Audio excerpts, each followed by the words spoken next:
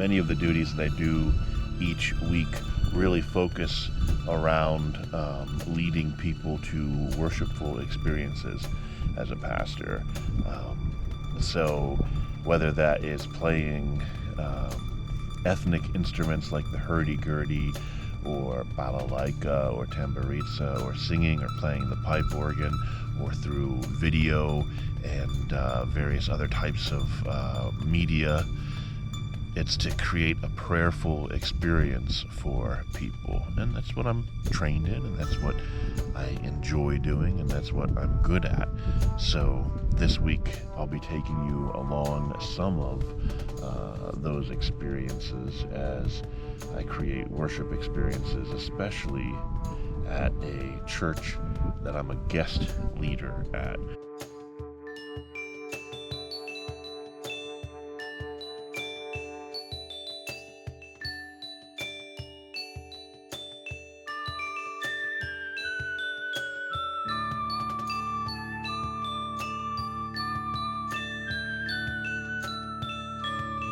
So this week I thought I would do something a little bit different. I thought I would take you along with me for a little bit of my day.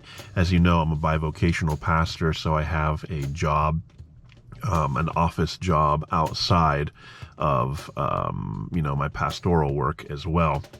Actually, I'm a tri-vocational pastor because I have several contracts too for writing and that kind of stuff that I do outside of my full-time job and my ministering job. But today is a little bit different because I am taking some time off from the office so that I can take my mother to some appointments and run some errands for my parents and everything before the winter. We did just have our first snow last night, so winter is on the forefront of everybody's mind as we kind of start this early November, and we know that the leaves are falling down rather quickly as well.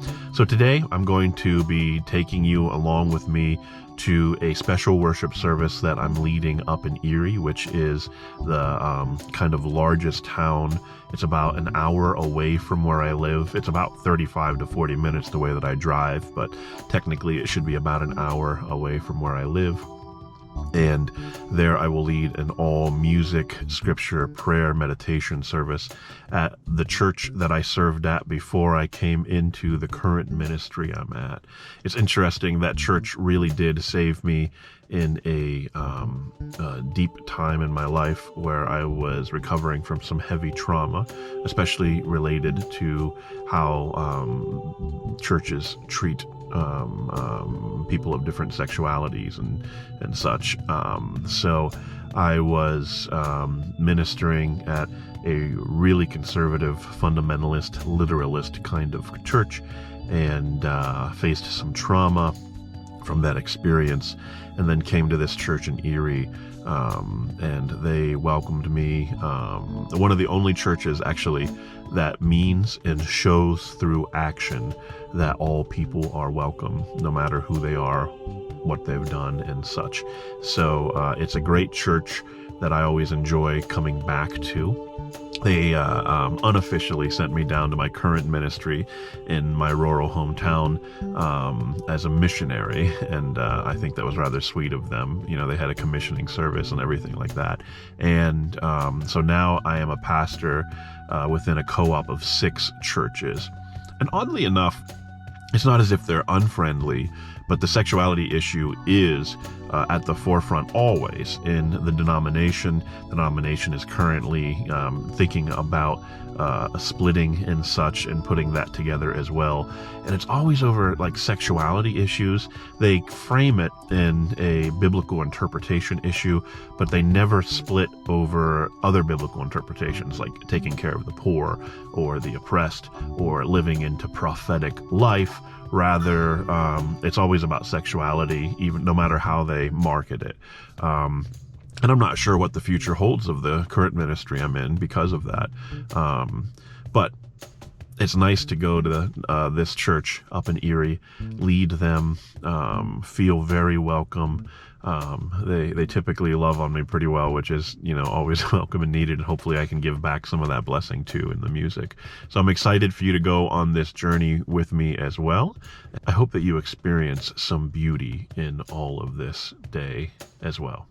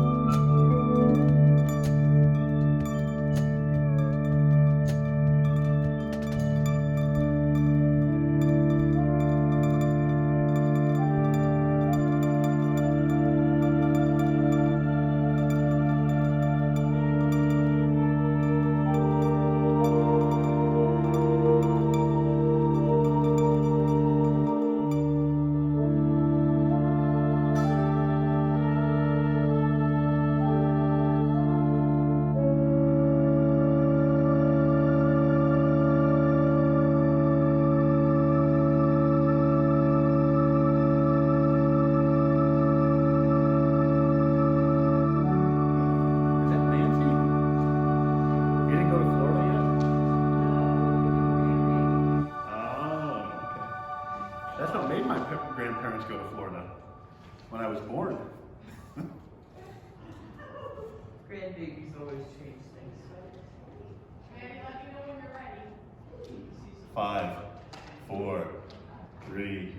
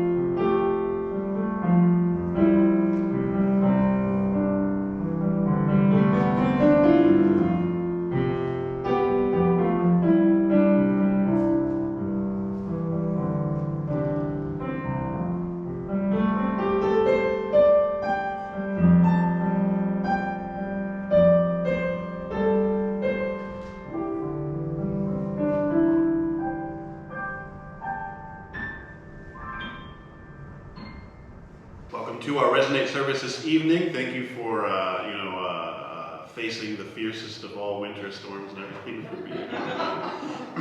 I always appreciated what Paul wrote at the end of I think it's the 3rd chapter of 1 Corinthians, where I need to apologize to the Apostle Paul, because honestly I think for most of my life I thought he was just like the largest jerk in the entire world. Like when you read these letters that he writes to his churches, he's I wouldn't want to sit next to him, like he's that guy that you just don't want to be around at the business meeting. And but he has these glimmers of beautiful, beautiful things. One of them is in the book of Romans, and the Gentiles, the Greeks, the Goyams, are celebrating some of their local holidays, and the Jewish Christians are mad about that. And Paul says, hey, look, every day is God's day. So I always use that as an excuse to like celebrate Halloween or, you know, all those other pagan festivals where I get to take my shirt off and run around nude in the sunlight and everything, those kind of ones.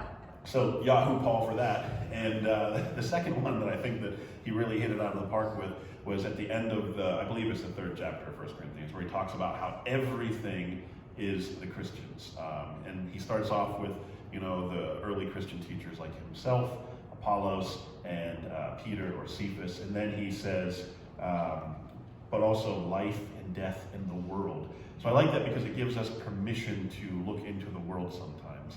Our theme today is xenia, which is the Greek word for hospitality. So the service tonight, I hope that you feel welcome. I hope that it makes you join into community in many ways, but not least of which will be singing. By the end of it, I hope that we all sound like Neil Young after a 5-hour concert together.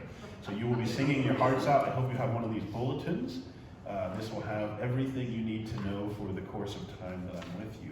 And if you would, please stand as we worship God together through song. You can stand in spirit or in physicality if you have the ability to.